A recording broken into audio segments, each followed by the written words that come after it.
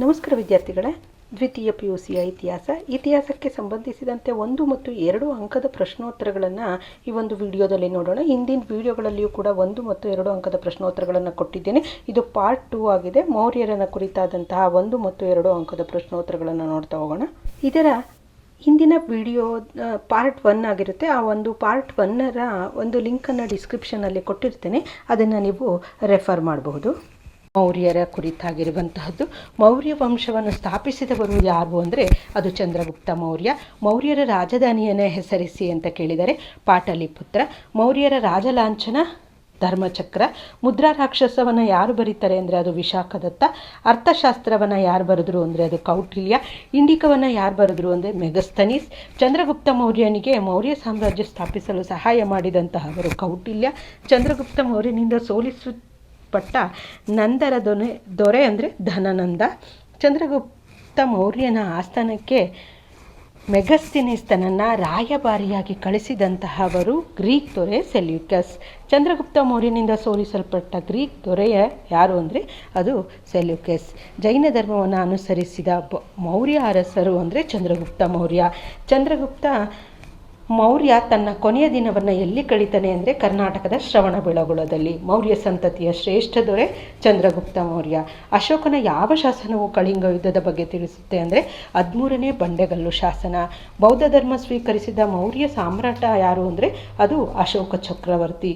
3ನೇ ಬೌದ್ಧ ಮಹಾಸಮ್ಮೇಳನ ಎಲ್ಲಿ ನಡೀತು ಅಂದರೆ ಅದು ಪಾಟಲಿಪುತ್ರದಲ್ಲಿ. ಅಶೋಕನಿಂದ ನಿರ್ಮಿಸಲ್ಪಟ್ಟ ಅತಿ ದೊಡ್ಡ ಸ್ತೂಪ ಅಂದರೆ ಅದು ಸಾಂಚಿ ಸ್ತೂಪ. ಇನ್ನು ಭಾರತದ ರಾಷ್ಟ್ರ ಲಾಂಛನ ಯಾವುದು ಅಂದರೆ ಸಾರನಾಥ ಸ್ತಂಭದ ಶಿರೋಭಾಗ. ಇನ್ನು ಶಾತವಾಹನ ಸಂತತಿಯ ಸ್ಥಾಪಕರು ಸಿಮುಖ. ಶಾತವಾಹನರ ರಾಜಧಾನಿ ಪ್ರತಿಷ್ಠಾಪನ ಅಥವಾ ಪೈತಾನ.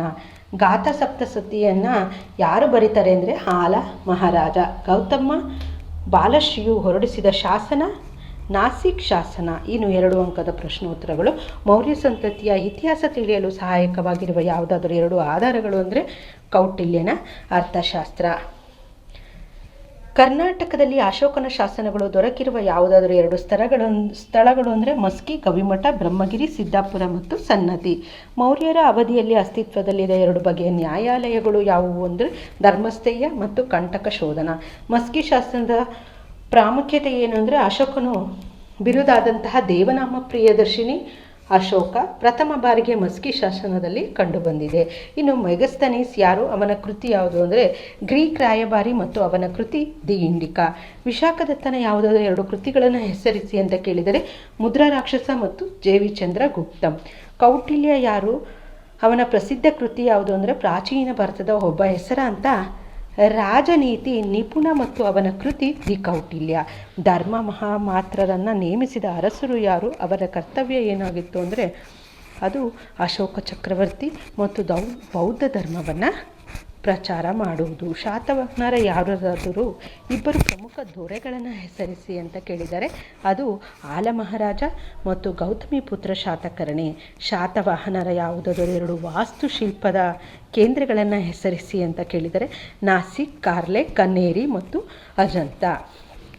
ಇನ್ನು ಚಂದ್ರಗುಪ್ತ ಮೌರ್ಯನ ಸಾಧನೆಗಳನ್ನು ಬಗ್ಗೆ ಬರೆಯಿರಿ ಅಂತ ಇದೆ.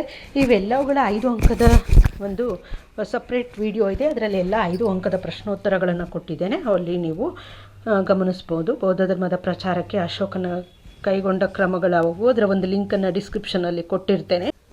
ಅಲ್ಲಿ ನೀವು ಆ ಒಂದು 5 ಅಂಕದ ಮತ್ತು 10 ಅಂಕದ ಪ್ರಶ್ನೋತ್ತರಗಳನ್ನು ಅಲ್ಲಿ ನೀವು ರೆಫರ್ ಮಾಡ್ಬೋದು. ನೀವು ನೋಡಿ, ಇಲ್ಲ ಅಶೋಕನ ಜೀವನ ಮತ್ತು ಸಾಧನೆಗಳನ್ನು ವಿವರಿಸಿ, ಇದು ಕೂಡ ಇಂಪಾರ್ಟೆಂಟ್ ಆಗಿರುವಂಥದ್ದು. ಇದರ ಒಂದು ಆನ್ಸರ್ನನ್ನು ನೀವು ಆ ಒಂದು ವಿಡಿಯೋದಲ್ಲಿ ಚೆಕ್ ಮಾಡ್ಬೋದು. ಬೌದ್ಧ ಧರ್ಮದ ಹರಡುವಿಕೆ, ಅಶೋಕನು ತೆಗೆದುಕೊಂಡಂಥ ಕ್ರಮಗಳು. ಇನ್ನು ಮುಂದಿನದು ಕುಶಾನರು ಅನ್ನುವಂಥದ್ದು. ಕುಶಾನರ ಮೂಲ ಸ್ಥಳ ಯಾವುದು ಅಂದರೆ ಅದು ಚೀನಾ ದೇಶ. ಕುಶಾನರ ಮೊದಲ ಅರಸ ಯಾರು ಅಂದರೆ ಅದು ಕುಜಲ್ ಕಾಡ್ಪೈಸಸ್ ಅನ್ನುವಂಥದ್ದು. ಕುಶಾನರ ಪ್ರಸಿದ್ಧ ದೊರೆ ಕಾನಿಷ್ಕ. ಕಾನಿಷ್ಕನನ್ನು ಸೋಲಿಸಿದ ಚೀನಿ ಸೇನಾನಿ ಪಾನ್ ಚೌ ಅನ್ನುವಂಥದ್ದು. ಕಾನಿಷ್ಕನ ರಾಜಧಾನಿ ಪೇಶಾವರ ಅಥವಾ ಪುರುಷಪುರ. ಕಾನಿಷ್ಕನ ಬೌದ್ಧ ಧರ್ಮ ಸ್ವೀಕರಿಸಲು ಪ್ರಭಾವ ಬೀರಿದವರು ಯಾರು ಅಂದರೆ ಅದು ಅಶ್ವಘೋಷ. ಇನ್ನು 2 ಅಂಕದ ಪ್ರಶ್ನೆ. 4ನೇ ಬೌದ್ಧ ಮಹಾಸಮ್ಮೇಳನವನ್ನು ಏಕೆ ನಡೆಸಲಾಯಿತು ಮತ್ತು ಯಾವಾಗ ಅಂತ ಇದೆ. ಬೌದ್ಧ ಧರ್ಮದಲ್ಲಿ ತಲೆದೋರಿದ್ದಂತಹ ವಿವಾದಗಳನ್ನು ಪರಿಹರಿಸುವುದೇ ಇದರ ಮುಖ್ಯ ಉದ್ದೇಶವಾಗಿತ್ತು. ಈ ಸಮ್ಮೇಳನ ನಡೆದಂಥದ್ದು ಕ್ರಿಶಕ 1002ರಲ್ಲಿ. ಬೌದ್ಧ ಧರ್ಮದ ಪ್ರಚಾರತೆಗೆ ಕಾನಿಷ್ಕನು ತೆಗೆದುಕೊಂಡ ಯಾವುದಾದರೂ 2 ಕ್ರಮಗಳನ್ನು ಬರೆಯಿರಿ ಅಂತ ಕೇಳಿದ್ದಾರೆ. ಅದು ಬೌದ್ಧ ಭಿಕ್ಷುಗಳ ಉಪಯೋಗಕ್ಕಾಗಿ ವಿಹಾರಗಳು ಮತ್ತು ಮಠಗಳನ್ನು ನಿರ್ಮಿಸುವುದು, ಬೌದ್ಧ ಧರ್ಮದ ಪ್ರಚಾರಕ್ಕಾಗಿ ಅನೇಕ ನಿಯೋಗಗಳು ಮತ್ತು ಜಪಾನ್, ಟಿಬೆಟ್ ಮತ್ತು ಮಧ್ಯ ಏಷ್ಯಾದ ರಾಷ್ಟ್ರಗಳಿಗೆ ಕಳುಹಿಸಲಾಗುತ್ತೆ. ಇನ್ನು 5 ಅಂಕದ್ದು ಕಾನಿಷ್ಕನ ಸಾಧನೆಗಳನ್ನು ವಿವರಿಸಿ ಅಂತ ಇದೆ. ನೋಡಿ, ಗಾಂಧಾರ ಕಲಾಶೈಲಿಯ ಪ್ರಮುಖ ಲಕ್ಷಣಗಳನ್ನು ವಿವರಿಸಿ. ನಿಮಗೆ 5 ಅಂಕದ್ದು ಒಂದೊಂದಾಗಿಯೇ ಸಪ್ರೇಟ್ ವಿಡಿಯೋ ಇದೆ, ಅಲ್ಲಿಯೂ ಕೂಡ ನಿಮಗೆ ಉತ್ತರವನ್ನು ಗಮನಿಸ್ಬೋದು. ಇನ್ನು ಗುಪ್ತರು ಅನ್ನುವಂತಹ ಅಧ್ಯಾಯ. ಗುಪ್ತ ಸಂತತಿಯ ಸ್ಥಾಪಕ ಯಾರು ಅಂದರೆ ಶ್ರೀಗುಪ್ತ. ಗುಪ್ತ ಶಕೆ ಯಾವಾಗ ಪ್ರಾರಂಭವಾಯಿತು ಅಂದರೆ ಕ್ರಿಸ್ತಕ 320ರಲ್ಲಿ. ಅಲಹಾಬಾದ್ ಸ್ತಂಭ ಶಾಸನವನ್ನು ರಚಿಸಿದಂತಹವರು ಹರಿಸೇನನ ರಚಿಸ್ತಾನೆ. ಚಂದ್ರಗುಪ್ತನ ದಿಗ್ವಿಜಯವನ್ನು ತಿಳಿಸಿದ ಶಾಸನ ಅಲಹಾಬಾದ್ ಸ್ತಂಭ ಶಾಸನ. ಕಾವ್ಯಮೀಮಾಂಸೆ ಕೃತಿಯ ಕರ್ತೃ ರಾಜಶೇಖರ. ಗುಪ್ತರ ಶ್ರೇಷ್ಠ ದೊರೆ ಸಮುದ್ರಗುಪ್ತ. ಯಾವ ಗುಪ್ತ ಅರಸನು ಅಶ್ವಮೇಧ ಯಾಗವನ್ನು ನೆರವೇರಿಸ್ತಾನೆ ಅಂದರೆ ಅದು ಸಮುದ್ರಗುಪ್ತ.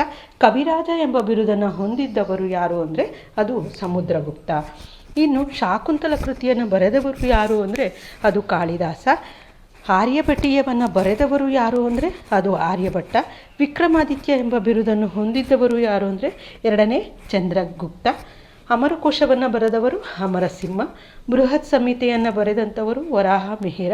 ಗೋಕೋಕಿ ಕೃತಿಯನ್ನು ಬರೆದಂಥವರು ಪಾಹಿಯಾನ. ಕಿರಾತರ್ಜನೀಯ ಕೃತಿಯನ್ನು ಬರೆದಂಥವರು ಭಾರವಿ. ಭಾರತದ ವೈದ್ಯಶಾಸ್ತ್ರದ ಪಿತಾಮಹ ಅಂತ ಹೇಳ್ಬಿಟ್ಟು ಧನ್ವಂತರಿಗೆ ಕರೆಯಲಾಗುತ್ತೆ. ಗುಪ್ತರ ಕಾಲದ ಕಬ್ಬಿಣ ಸ್ತಂಭ ಕಂಡು ಬಂದಿರುವಂಥದ್ದು ಮೆಹರುಲಿಯಲ್ಲಿದೆ. ಗುಪ್ತರ 2 ರಾಜಧಾನಿಗಳು ಯಾವುವು ಅಂದರೆ ಪಾಟಲಿಪುತ್ರ ಮತ್ತು ಉಜ್ಜಯಿನಿ. ಸಮುದ್ರಗುಪ್ತನ ದಿಗ್ವಿಜಯಗಳನ್ನು ವಿವರಿಸುವಂತಹ ಶಾಸನ ಯಾವುದು, ಅದು ಯಾರು ರಚಿಸ್ತಾರೆ ಅಂದರೆ ಅಲಹಾಬಾದ್ ಸ್ತಂಭ ಶಾಸನ, ಅದು ಹರಿಸೇನ ರಚಿಸ್ತಾನೆ. ಇನ್ನು ಗುಪ್ತರ ಕಾಲದ 2 ಪ್ರಮುಖ ಕವಿಗಳನ್ನು ಹೆಸರಿಸಿ ಅಂತ ಕೇಳಿದರೆ ಕಾಳಿದಾಸ ಮತ್ತು ಭಾರವಿ. ಕಾಳಿದಾಸನ ಯಾವುದಾದ್ರೂ 2 ಕೃತಿಗಳನ್ನು ಹೆಸರಿಸಿ ಅಂತ ಕೇಳಿದರೆ ಶಾಕುಂತಲ ಮತ್ತು ಮಾಳವಿಕಾಗ್ನಿಮಿತ್ರ. ಪಾಹಿಯಾನ್ ಯಾರು ಅಂತ ಕೇಳಿದರೆ ಅವನು ಏಕೆ ಭಾರತಕ್ಕೆ ಬರ್ತಾನೆ ಅಂದರೆ ಚೀನಾದ ಯಾಂತ್ರಿಕ ಬೌದ್ಧ ಧರ್ಮದ ಪ್ರಚಾರಕ್ಕಾಗಿ ಭಾರತಕ್ಕೆ ಬರ್ತಾನೆ. ಇನ್ನು ಗುಪ್ತರ ಇತಿಹಾಸ ತಿಳಿಯಲು ಸಹಾಯಕವಾಗಿರುವ 2 ಮೂಲಾಧಾರಗಳನ್ನು ತಿಳಿಸಿ ಅಂತ ಕೇಳಿದರೆ ಅಲಹಾಬಾದ್ ಸ್ತಂಭ ಶಾಸನ ಮತ್ತು ಕಾಳಿದಾಸನ ಶಾಕುಂತಲ ಕೃತಿ. ಸಮುದ್ರಗುಪ್ತನಿಂದ ಸೋಲಿಸಲ್ಪಟ್ಟ ಯಾರಾದರೂ 2 ಉತ್ತರ ಭಾರತದ ರಾಜರುಗಳು ಅಂದರೆ ರಾಜನಂದಿನ್ ಮತ್ತು ಬಾಲವರ್ಮನ್. ಸಮುದ್ರಗುಪ್ತನಿಂದ ಸೋಲಿಸಲ್ಪಟ್ಟ ಯಾರಾದರೂ 2 ದಕ್ಷಿಣ ಭಾರತದ ರಾಜರುಗಳನ್ನು ಹೆಸರಿಸಿ ಅಂತ ಕೇಳಿದರೆ ಕೋಸಲದ ಮಹೇಂದ್ರ ಮತ್ತು ಕಂಚಿಯ ವಿಷ್ಣುಗುಪ್ತ. ಗುಪ್ತರ ಕಾಲದ ಯಾವುದಾದರೂ 2 ಹೆಸರಾಂತ ವಿಶ್ವವಿದ್ಯಾನಿಲಯಗಳನ್ನು ಹೆಸರಿಸಿ ಅಂತ ಕೇಳಿದರೆ ನಳಂದ ಮತ್ತು ತಕ್ಷಶಿಲಾ. ಇನ್ನು ವರಾಹ ಮಿಹಿರನ ಯಾವುದಾದ್ರೂ 2 ಕೃತಿಗಳನ್ನು ಹೆಸರಿಸಿ ಅಂತ ಕೇಳಿದರೆ ಬೃಹತ್ ಸಂಹಿತೆ ಮತ್ತು ಪಂಚಸಿದ್ಧಾಂತ. ಗುಪ್ತರ ಕಾಲದ ಯಾವುದಾದ್ರೂ 2 ವಾಸ್ತುಶಿಲ್ಪದ ಕೇಂದ್ರಗಳನ್ನು ಹೆಸರಿಸಿ ಅಂತ ಕೇಳಿದರೆ ಮಥುರಾ ಮತ್ತು ದೇವಗರ್. ನೋಡಿ, ಮುಂದಿನದು 5 ಅಂಕದ್ದು ಸಮುದ್ರಗುಪ್ತನ ದಿಗ್ವಿಜಯಗಳನ್ನು ಹೆಸರಿಸಿ ಅಂತ ಇದೆ. ಇನ್ನು 10 ಅಂಕದ ಪ್ರಶ್ನೋತ್ತರಗಳು. ಗುಪ್ತರ ಕಾಲವನ್ನು ಭಾರತದ ಇತಿಹಾಸದಲ್ಲಿ ಸುವರ್ಣ ಯುಗ ಅಂತ ಹೇಳ್ಬಿಟ್ಟು ಯಾಕೆ ಕರೀತಾರೆ ಅನ್ನುವಂಥದ್ದು. ನೋಡಿ, ಇದು ಇಂಪಾರ್ಟೆಂಟ್ ಆಗಿರುವಂತಹ ಕ್ವಶನ್, ಬಹಳಷ್ಟು ಬಾರಿ ರಿಪೀಟ್ ಆಗಿದೆ. ಸೊ ಇದಕ್ಕೆ ಹೆಚ್ಚಿನ ಗಮನವನ್ನು ಕೊಟ್ಟು ಅಭ್ಯಸಿಸಿ. ಹಾಗೆ ಚೋಳರು ಸಂಗಮ್ ಎಂದರೇನು ಅಂತ ಇದೆ. ತಮಿಳು ಸಾಹಿತ್ಯ ಸಂಗಮ್ ಕಾಲದ ಚೋಳರ ಮೊದಲ ದೊರೆ ಇಳಯಾನ್ ಚೋಳ. ತಮಿಳುನಾಡಿನ ರಾಜೇಶ್ವರಿ ದೇವಾಲಯವನ್ನು ಕಟ್ಟಿಸಿದವರು ಯಾರು ಅಂದರೆ ರಾಜರಾಜ ಚೋಳ. ಚೋಳರ ಗ್ರಾಮಾಡಳಿತವನ್ನು ತಿಳಿಸುವ ಶಿಲಾಶಾಸನ ಯಾವುದು ಅಂದರೆ 1ನೇ ಪಾರಾಂತಕ ಚೋಳನ ಉತ್ತರ ಮೇರೂರು ಶಾಸನ. ಕುಡುವಲೈ ಅಂದರೆ ಏನು ಅಂದರೆ ಅದೃಷ್ಟ ಪದ್ಧತಿ. ವರಿಯಂ ಅಂದರೆ ಏನು ಅಂದರೆ ಚೋಳರ ಗ್ರಾಮಾಡಳಿತದ ಸಮಿತಿಗಳನ್ನು ವಾರಯಂ ಅಂತ ಹೇಳ್ಬಿಟ್ಟು ಕರೆಯಲಾಗ್ತಾ ಇತ್ತು. ಇನ್ನು 2 ಅಂಕದ ಪ್ರಶ್ನೆ. ಸಂಗಮ ಯುಗದ ಯಾವುದಾದ್ರೂ 2 ಪ್ರಸಿದ್ಧ ಕೃತಿಗಳನ್ನು ಹೆಸರಿಸಿ ಅಂತ ಕೇಳಿದರೆ ಶಿಲಾಪಾದಿಕಾರಂ ಮತ್ತು ಮಣಿಮೇಘಲೈ. ತಕ್ಕೊಳಂ ಕದನವು ಯಾವಾಗ ಮತ್ತು ಯಾರ ನಡುವೆ ನಡೆಯಿತು ಅಂದರೆ ಕ್ರಿಶಕ 949ರಲ್ಲಿ ರಾಷ್ಟ್ರಕೂಟರು ಮತ್ತು ಚೋಳರ ನಡುವೆ ನಡೆಯುತ್ತೆ. ಇನ್ನು 1ನೇ ರಾಜೇಂದ್ರ ಚೋಳನ ಯಾವುದಾದ್ರೂ 2 ಬಿರುದುಗಳನ್ನು ತಿಳಿಸಿ ಅಂತ ಕೇಳಿದರೆ ಪಂಡಿತ ಚೋಳ ಮತ್ತು ಗಂಗೈಕೊಂಡ ಚೋಳ. ಇನ್ನು 5 ಅಂಕದ್ದು 1ನೇ ರಾಜೇಂದ್ರ ಚೋಳನ ಸಾಧನೆಗಳನ್ನು ವಿವರಿಸಿ ಅಂತ ಇದೆ. ಇನ್ನು ಚೋಳರ ಗ್ರಾಮಾಡಳಿತವನ್ನು ವಿವರಿಸಿ. ನೋಡಿ, ಇದು ಕೂಡ ಇಂಪಾರ್ಟೆಂಟ್ ಆಗಿರುವಂತಹ ಒಂದು ಕ್ವಶನು. ಇದು ಸಪ್ರೇಟ್ ಆಗಿರುವಂತಹ ಒಂದು ವಿಡಿಯೋ ಇದೆ, ಅಲ್ಲಿ ನೀವು ಗಮನಿಸ್ಬೋದು. ವರ್ಧನರು ಮತ್ತು ಆರಂಭಿಕ ಚಾಳುಕ್ಯರ ಪಲ್ಲವರು ಅನ್ನುವಂಥದ್ದು. ವರ್ಧನರ ಶ್ರೇಷ್ಠ ದೊರೆ ಯಾರು ಅಂದರೆ ಹರ್ಷವರ್ಧನರ ರಾಜಧಾನಿ ತಾನೇಶ್ವರ. ಹರ್ಷವರ್ಧನನ ಸಹೋದರಿ ರಾಜಶ್ರೀ. ಹರ್ಷಚರಿತೆಯನ್ನು ಬರೆದಂತಹವರು ಬಾಣಭಟ್ಟ. ಉತ್ತರಪತೇಶ್ವರ ಎಂದು ಯಾರು ಪ್ರಸಿದ್ಧರಾಗಿದ್ದರು ಅಂದರೆ ಹರ್ಷವರ್ಧನನು. ಕನೌಜಿನ ಧಾರ್ಮಿಕ ಸಭೆಯ ಅಧ್ಯಕ್ಷತೆಯನ್ನು ವಹಿಸಿದಂತಹವರು UN ಸಾಂಗ್. ಪ್ರಯಾಗ ಬೌದ್ಧ ಮಹಾಸಮ್ಮೇಳನ ಯಾವಾಗ ನಡೀತು ಅಂದರೆ ಅದು ಕ್ರಿಶಕ 643ರಲ್ಲಿ. ಕದಂಬರ ಸ್ಥಾಪಕ ಯಾರು ಅಂದರೆ ಅದು ಮಯೂರ ವರ್ಮ. ಕನ್ನಡದ ಮೊದಲ ಶಾಸನ ಅಲ್ಮುಡಿ ಶಾಸನ. ಗಂಗರ ಪ್ರಸಿದ್ಧ ದೊರೆ ದುರ್ವಿನೀತ. ಆರಂಭಿಕ ಚಾಳುಕ್ಯರ ರಾಜಧಾನಿ ಯಾವುದಾಗಿತ್ತು ಅಂದರೆ ಬಾದಾಮಿ ಚಾಳುಕ್ಯರ ಪ್ರಸಿದ್ಧ ದೊರೆ ಯಾರು ಅಂದರೆ ಅದು 2ನೆಯ ಪುಲಕೇಶಿ. ಬಾದಾಮಿ ಚಾಳುಕ್ಯರ ರಾಜ ಲಾಂಛನ ಯಾವುದು ಅಂದರೆ ವರಹ. ದಕ್ಷಿಣಪತೇಶ್ವರ ಅಂತ ಪ್ರಸಿದ್ಧರಾದಂಥವರು ಯಾರು ಅಂದರೆ 2ನೆಯ ಪುಲಕೇಶಿ. ಐಹೊಳೆ ಶಾಸನವನ್ನು ರಚಿಸಿದವರು ಯಾರು ಅಂದರೆ ಅದು ರವಿಕೀರ್ತಿ. ಹಾಗೆ ವಿಜಯ ಪಟ್ಟಾರಿಕ ರಚಿಸಿದಂತಹ ಕೃತಿ ಕೌಮುದಿ ಮಹೋತ್ಸವ. UN ಸಾಂಗನ ಕೃತಿ CUK. ಇನ್ನು 2 ಅಂಕದ್ದು ಹರ್ಷವರ್ಧನನ ತಂದೆ ತಾಯಿ ಯಾರು ಅಂದರೆ ಪ್ರಭಾಕರ ವರ್ಧನ ಮತ್ತು ಯಶೋಮತಿ. ಹರ್ಷವರ್ಧನನ ಯಾವುದಾದರೂ 2 ಸಾಹಿತ್ಯ ಕೃತಿಗಳನ್ನೇ ಹೆಸರಿಸಿ ಅಂತ ಕೇಳಿದ್ದಾರೆ. ರತ್ನಾವಳಿ ಮತ್ತು ಪ್ರಿಯದರ್ಶಿಕ. ಗೊಮ್ಮಟೇಶ್ವರನ ವಿಗ್ರಹವನ್ನು ಪ್ರತಿಷ್ಠಾಪಿಸಿದವರು ಯಾರು ಮತ್ತು ಎಲ್ಲಿ ಅಂತ ಇದೆ. ಅದನ್ನು ಚಾವುಂಡರಾಯ ಸ್ಥಾಪಿಸ್ತಾನೆ. ಅದು ಕರ್ನಾಟಕದ ಶ್ರವಣಬೆಳಗೊಳದಲ್ಲಿ. ಇಮ್ಮಡಿ ಪುಲಕೇಶಿಯ ಯಾವುದಾದರೂ 2 ಬಿರುದುಗಳನ್ನು ತಿಳಿಸಿ ಅಂತ ಕೇಳಿದರೆ ದಕ್ಷಿಣಪತೇಶ್ವರ ಮತ್ತು ಪರಮೇಶ್ವರ. ಐಹೊಳೆಯಲ್ಲಿರುವ ಯಾವುದಾದರೂ 2 ದೇವಾಲಯಗಳನ್ನು ಹೆಸರಿಸಿ ಅಂತ ಕೇಳಿದರೆ ಲಡಕಾನ್ ದೇವಾಲಯ ಮತ್ತು ದುರ್ಗದ ದೇವಾಲಯ. ಪಟ್ಟದ ಕಲ್ಲಿನಲ್ಲಿರುವ ಯಾವುದಾದರೂ 2 ದೇವಾಲಯಗಳನ್ನು ಹೆಸರಿಸಿ ಅಂತ ಕೇಳಿದರೆ ವಿರೂಪಾಕ್ಷ ದೇವಾಲಯ ಮತ್ತು ಮಲ್ಲಿಕಾರ್ಜುನ ದೇವಾಲಯ. ಇನ್ನು ಪಲ್ಲವರ ವಾಸ್ತುಶಿಲ್ಪದ ಯಾವುದಾದರೂ 2 ಪ್ರಮುಖ ಕೇಂದ್ರಗಳನ್ನು ಹೆಸರಿಸಿ ಅಂತ ಕೇಳಿದರೆ ಮಹಾಬಲಿಪುರಂ ಮತ್ತು ಕಂಚಿ. ಇನ್ನು 5 ಅಂಕದ್ದು ಹರ್ಷವರ್ಧನನ ಸಾಧನೆಗಳನ್ನು ವಿವರಿಸಿ ಅಂತ ಇದೆ. ಇದು ಕೂಡ ಇಂಪಾರ್ಟೆಂಟ್ ಆಗಿರುವಂತಹ ಒಂದು ಪ್ರಶ್ನೆ, 5 ಅಂಕಕ್ಕೆ ಸಂಬಂಧಿಸಿರುವಂಥದ್ದು. ಚಾಲುಕ್ಯರು ಮತ್ತು ಪಲ್ಲವರ ನಡುವಿನ ಸಂಘರ್ಷವನ್ನು ವಿವರಿಸಿ ಅಂತ ಇದೆ. ನೋಡಿ, ಇಲ್ಲಿ ಕಲೆ ವಾಸ್ತುಶಿಲ್ಪ ಕ್ಷೇತ್ರಕ್ಕೆ ಬಾದಾಮಿ ಚಾಳುಕ್ಯರ ಕೊಡುಗೆಗಳು, ಇದು ಕೂಡ ಇಂಪಾರ್ಟೆಂಟ್ ಆಗಿರುವಂತಹ ಒಂದು ಕ್ವಶನು. ಇನ್ನು ಮುಂದಿನದು ಇಂಬಡಿ ಪುಲಕೇಶಿಯ ಸಾಧನೆಗಳನ್ನು ವಿವರಿಸಿ ಅಂತ ಇದೆ. ಇದು 10 ಅಂಕಗಳಿಗೆ ಕೇಳಬಹುದಾದಂತಹ ಒಂದು ಪ್ರಶ್ನೆ. ಇನ್ನು ರಾಷ್ಟ್ರಕೂಟರ ಲಾಂಛನ ಯಾವುದು ಅನ್ನುವಂತಹದ್ದು ಅದು ಗರುಡ ಲಾಂಛನ. ರಾಷ್ಟ್ರಕೂಟರ ರಾಜಧಾನಿ ಮಾನ್ಯಕೇಟ. ರಾಷ್ಟ್ರಕೂಟರ ಮೊದಲ ದೊರೆ ದಂತಿದುರ್ಗ. ರಾಷ್ಟ್ರಕೂಟರ ಪ್ರಸಿದ್ಧ ದೊರೆ ಅಮೋಘವರ್ಷ ನೃಪತುಂಗ. ಅಮೋಘವರ್ಷನ ಆಸ್ಥಾನಕ್ಕೆ ಭೇಟಿ ನೀಡಿದಂತಹ ವಿದೇಶಿ ಪ್ರವಾಸಿ ಸುಲೈಮಾನ್. ಕನ್ನಡದ ಮೊದಲ ಸಾಹಿತ್ಯ ಕೃತಿ ಕವಿರಾಜ ಮಾರ್ಗ. ಉಭಯ ಕವಿ ಚಕ್ರವರ್ತಿ ಅಂತ ಹೇಳ್ಬಿಟ್ಟು ಯಾರನ್ನು ಕರೀತಾರೆ ಅಂದರೆ ಪೊನ್ನ ಕವಿಗೆ. ಪೊನ್ನನಿಗೆ ಆಶ್ರಯ ನೀಡಿದಂತಹವರು 3ನೇ ಕೃಷ್ಣ. ಕನ್ನಡದ ಆದಿಕವಿ ಪಂಪನಿಗೆ ಆಶ್ರಯ ನೀಡಿದಂತಹವರು ಇಮ್ಮಡಿ ಹರಿಕೇಸರಿ.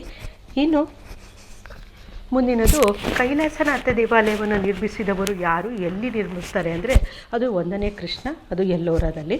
ಧ್ರುವನ ಯಾವುದಾದ್ರೂ 2 ಬಿರುದುಗಳನ್ನು ಹೆಸರಿಸಿ ಅಂತ ಕೇಳಿದರೆ ಧಾರಾವರ್ಷ, ಶ್ರೀವಲ್ಲಭ ಮತ್ತು ನರೇಂದ್ರ ದೇವ.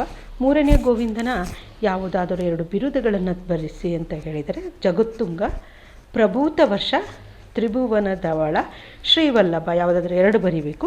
ಅಮೋಘ ವರ್ಷನ ಯಾವುದಾದ್ರೂ 2 ಬಿರುದುಗಳು ಅಂದರೆ ಜಗತ್ತುಂಗ, ಪ್ರಭೂತ ವರ್ಷ, ತ್ರಿಭುವನ ಧವಳ, ಶ್ರೀವಲ್ಲಭ.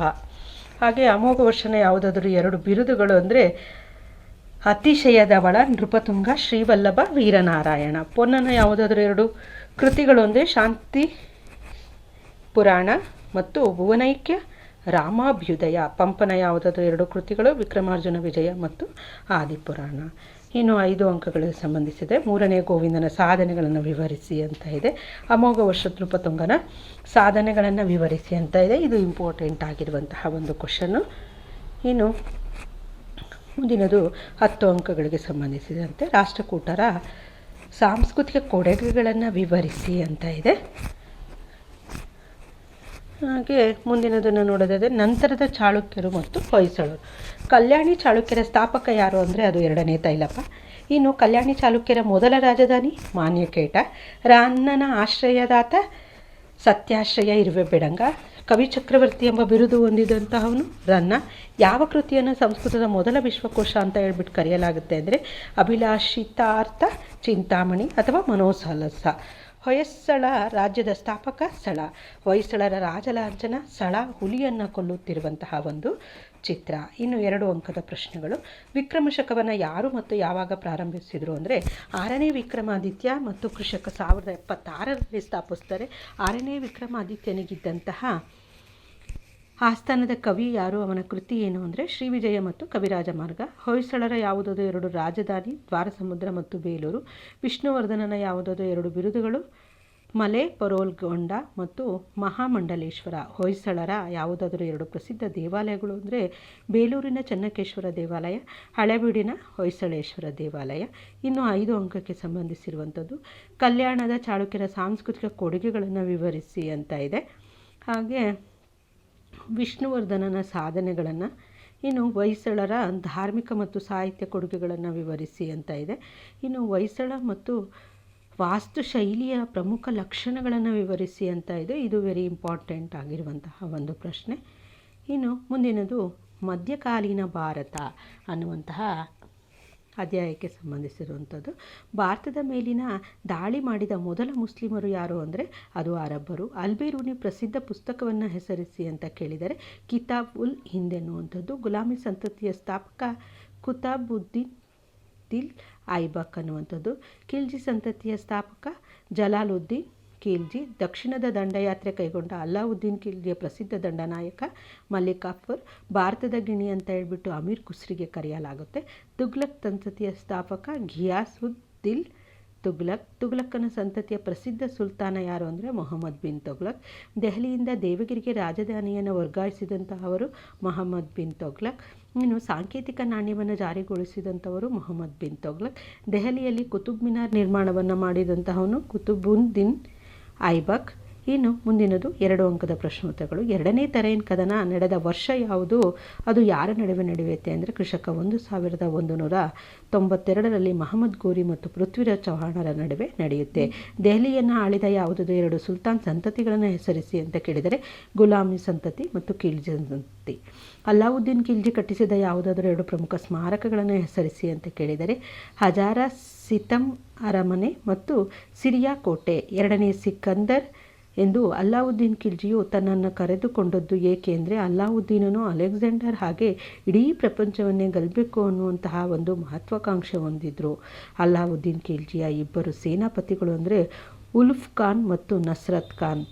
ಇನ್ನು ಮಹಮ್ಮದ್ ಬಿನ್ ತುಘ್ಲಕನು ರಾಜಧಾನಿಯನ್ನು ವರ್ಗಾವಣೆ ಮಾಡಿದ್ದಕ್ಕೆ ಯಾವುದಾದರೂ 2 ಕಾರಣಗಳನ್ನು ನೀಡಿ ಅಂತ ಕೇಳಿದರೆ ದಕ್ಷಿಣ ಭಾರತದ ಕಡೆ ತನ್ನ ಸಾಮ್ರಾಜ್ಯವನ್ನು ವಿಸ್ತರಿಸುವಂಥದ್ದು, ಮಂಗೋಲರ ದಾಳಿಗಳಿಂದ ತಪ್ಪಿಸಿಕೊಳ್ಳುವಂಥದ್ದು. ಇನ್ನು ತುಘ್ಲಕ್ ಕಾಲದ 2 ಇತಿಹಾಸಕಾರರನ್ನು ಹೆಸರಿಸಿ ಅಂತ ಕೇಳಿದರೆ ಜಯಾವುದ್ದೀನ್ ಬರಾನಿ ಮತ್ತು ಇಬನ್ ಬತೂತಾ.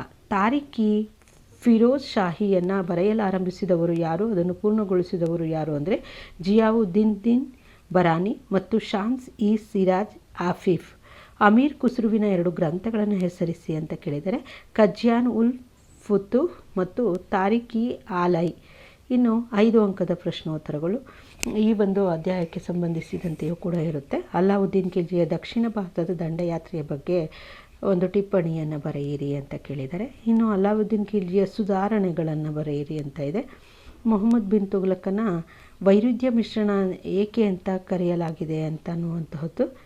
ಹಾಗೆ ಮುಂದಿನದು ಅಲ್ಲಾವುದ್ದೀನ್ ಖಿಲ್ಜಿಯ ಸಾಧನೆಗಳು. ನೋಡಿ, ಇದು 10 ಅಂಕಗಳಿಗೆ ಕೇಳುವಂತಹ ಒಂದು ಪ್ರಶ್ನೆ, ಇಂಪಾರ್ಟೆಂಟ್ ಆಗಿರೋದು. ಸೊ ಇದಕ್ಕೆ ಹೆಚ್ಚಿನ ಗಮನವನ್ನು ಹರಿಸ್ಬಿಟ್ಟು ಅಭ್ಯಾಸ ಮಾಡಿ. ಹಾಗೆ ಮುಂದಿನದು ಮೊಹಮ್ಮದ್ ಬಿನ್ ತುಘ್ಲಕನ ಆಡಳಿತ ಪ್ರಯೋಗಗಳನ್ನು ವಿಮರ್ಶಾತ್ಮಕವಾಗಿ ವಿಶ್ಲೇಷಿಸಿ ಅಂತ ಇದೆ. ಹಾಗೆ ಮುಂದಿನದು ದೆಹಲಿ ಸುಲ್ತಾನರ ಕೊಡುಗೆಗಳ ಬಗ್ಗೆ ಒಂದು ವಿವರಣೆಯನ್ನು ನೀಡಿ ಅಂತ ಕೇಳಿದ್ದಾರೆ. ಹಾಗೆ ಮುಂದಿನದು ಮುಘಲರು ಅನ್ನುವಂತಹ ಅಧ್ಯಾಯಕ್ಕೆ ಸಂಬಂಧಿಸಿರುವಂತಹದ್ದು. ಮೊದಲ ಪಾಣಿಪತ್ ಕದನ ಯಾವಾಗ ನಡೀತು ಅನ್ನುವಂಥದ್ದು. ಇದು ಕ್ರಿಶಕ 1526ರಲ್ಲಿ ನಡೆಯುತ್ತೆ. ಮುಘಲರ ಸಂತತಿಯ ಸ್ಥಾಪಕ ಬಾಬರ್. ಗೋಂಡಾವನ ರಾಜ್ಯದ ರಾಣಿ ದುರ್ಗಾವತಿ. ಹಳದಿ ಘಾಟ್ ಕದನ ಅದು ಕ್ರಿಶಕ 1576ರಲ್ಲಿ ನಡೆಯುತ್ತೆ. ಅಕ್ಬರ್ ಜಾರಿಗೊಳಿಸಿದಂತಹ ಹೊಸ ಧರ್ಮ ದೀನ್ ಇ ಇಲಾಹಿ. ಅಕ್ಬರನ ಪ್ರಸಿದ್ಧ ಕಂದಾಯ ಮಂತ್ರಿ ರಾಜ ತೋದರಮಲ್ಲ. ಹುಮಾಯೂನ್ ನಾಮ ಎಂಬ ಗ್ರಂಥವನ್ನು ಬರೆದಂತಹವನು ಗುಲ್ಬದನ್ ಬೇಗಂ. ಅಕ್ಬರ್ ನಾಮ ಎಂಬ ಗ್ರಂಥ ಬರೆದವರು ಅಬ್ದುಲ್ ಫಜಲ್. ಐನ್ ಇ ಅಕ್ಬರಿ ಅನ್ನುವಂಥದ್ದು ಅಬ್ದುಲ್ ಫಜಲ್ ಅಂದು. ಅಕ್ಬರನ ಆಸ್ಥಾನದಲ್ಲಿ ಪ್ರಸಿದ್ಧ ಸಂಗೀತಗಾರ ತಾನ್ಸೇನ್. ತಾಜ್ ಮಹಲ್ನ ಪ್ರಧಾನ ಶಿಲ್ಪಿ ಉಸ್ತಾದ್ ಇಸಾ. ಇನ್ನು 2 ಅಂಕದ ಪ್ರಶ್ನೋತ್ತರಗಳು. ಎರಡನೇ ಪಾಣಿಪತ್ ಕದನವು ಯಾರ ನಡುವೆ ನಡೆಯಿತು ಅಂದರೆ ಅಕ್ಬರ್ ಮತ್ತು ಹೇಮುವಿನ ನಡುವೆ. ಅಕ್ಬರನು ಎಲ್ಲಿ ಮತ್ತು ಯಾವಾಗ ಜನಿಸ್ತಾನೆ ಅಂದರೆ ಅಮರಕೋಟೆಯಲ್ಲಿ ಕ್ರಿಶಕ 542ರಲ್ಲಿ ಜನಿಸ್ತಾನೆ. ಅಕ್ಬರನ ಕಾಲದ ಯಾರಾದರೂ ಇಬ್ಬರು ಪ್ರಸಿದ್ಧ ಇತಿಹಾಸಕಾರರನ್ನು ಹೆಸರಿಸಿ ಅಂತ ಕೇಳಿದರೆ ಅಬ್ದುಲ್ ಫಜಲ್ ಮತ್ತು ಬದೌನಿ. ಅಕ್ಬರನ ರಾಜಧಾನಿಗಳು ಯಾವುವು ಅಂದರೆ ಆಗ್ರಾ ಮತ್ತು ಫತೇಪುರ್ ಸಿಕ್ರಿ. ರಾಜ ತೋದರಮಲ್ಲನು ವರ್ಗೀಕರಿಸಿದ ಯಾವುದಾದರೂ 2 ಬಗೆಯ ಭೂಮಿಯ ವಿಧಗಳನ್ನು ಹೆಸರಿಸಿ ಅಂತ ಕೇಳಿದರೆ ಫೋಲಾಜ್ ಮತ್ತು ಫರೌತಿ. ಅಬ್ದುಲ್ ಫಜಲ್ನ 2 ಕೃತಿಗಳು ಐನ್ ಇ ಅಕ್ಬರಿ ಮತ್ತು ಅಕ್ಬರ್ ನಾಮ. ತಾಜ್ ಮಹಲ್ ಕಟ್ಟಿಸಿದವರು ಯಾರು ಮತ್ತು ಅದು ಎಲ್ಲಿದೆ ಅಂದರೆ ಶಹಜಹಾನ್. ಆಗ್ರಾದಲ್ಲಿದೆ. ಶಹಜಹಾನ್ ಕಟ್ಟಿಸ್ತಾನೆ, ಅದು ಆಗ್ರಾದಲ್ಲಿದೆ. ಮೊಘಲರ ಕಾಲದ ಯಾರಾದರೂ ಇಬ್ಬರು ಪ್ರಸಿದ್ಧ ಸಂಗೀತಗಾರರು ಅಂದರೆ ತಾನ್ಸೇನ್ ಮತ್ತು ಸೂರ್ದಾಸ್. ದೆಹಲಿಯಲ್ಲಿನ ಯಾವುದಾದ್ರೂ 2 ಪ್ರಸಿದ್ಧ ಸ್ಮಾರಕಗಳು ಅಂದರೆ ಕೆಂಪುಕೋಟೆ ಮತ್ತು ಜಮಾ ಮಸೀದಿ. ಇನ್ನು 5 ಅಂಕಗಳಿಗೆ ಸಂಬಂಧಿಸಿರುವಂತೆ ಅಕ್ಬರ್ನ ಧಾರ್ಮಿಕ ರಜಪೂತ ನೀತಿಯನ್ನು ವಿವರಿಸಿ ಅಂತ ಕೇಳಿದರೆ ಅದು ಕೂಡ ಇಂಪಾರ್ಟೆಂಟ್ ಆಗಿರುವಂಥದ್ದು. ಅಕ್ಬರನ ಆಡಳಿತವನ್ನು ಸಂಕ್ಷಿಪ್ತವಾಗಿ ವಿವರಿಸಿ ಅಂತ ಕೇಳಿದರೆ, ಹಾಗೆ ಸಾಹಿತ್ಯ, ಕಲೆ ಮತ್ತು ವಾಸ್ತುಶಿಲ್ಪಕ್ಕೆ ಮೊಘಲರ ಕೊಡುಗೆಗಳನ್ನು ವಿವರಿಸಿ ಅಂತ ಇದೆ. ನೋಡಿ, ಅಕ್ಬರನ ಸಾಧನೆಗಳನ್ನು ವಿವರಿಸಿ ಅಂತ ಇದೆಯಲ್ಲ, ಇದು 10 ಅಂಕಗಳಿಗೆ ಕೇಳುವಂತಹ ಪ್ರಶ್ನೆ. ಸೊ ಇದು ವೆರಿ ವೆರಿ ಇಂಪಾರ್ಟೆಂಟ್ ಆಗಿರುವಂತಹ ಒಂದು ಪ್ರಶ್ನೆ. ಇಷ್ಟು ಮೊಘಲರ ಕುರಿತಾದಂತಹ 2 ಅಂಕದ ಮತ್ತು 1 ಅಂಕದ ಪ್ರಶ್ನೋತ್ತರಗಳಾದರೆ, ಮುಂದಿನ ವಿಡಿಯೋದಲ್ಲಿ ಮರಾಠರ ಏಳಿಗೆಗೆ ಸಂಬಂಧಿಸಿದಂತೆ ಪಾರ್ಟ್ 3ಯನ್ನು ರೆಫರ್ ಮಾಡಿ, ಅಲ್ಲಿ ಕಂಪ್ಲೀಟ್ ಆಗಿರುವಂತಹ ಎಲ್ಲ ಅಧ್ಯಾಯಗಳಿಗೆ ಸಂಬಂಧಿಸಿದಂಥ ಸಂಪೂರ್ಣವಾದಂತಹ ಪ್ರಶ್ನೋತ್ತರಗಳನ್ನು ನೀವು ಅಲ್ಲಿ ಪಡಿಬೋದು. All the best for exam. Thank you.